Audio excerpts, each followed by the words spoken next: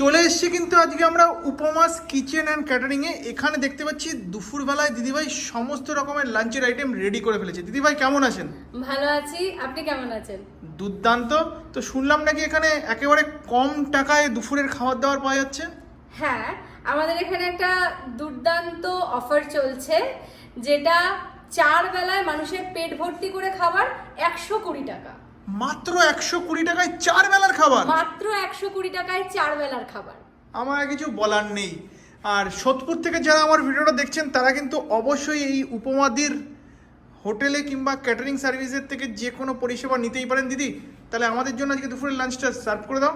হ্যাঁ, করে তো দিচ্ছি। কি কি করেছো একটু বলে দাও বন্ধুদের। আজকে আছে ভাত, আচ্ছা আর পাবদা মাছ আছে।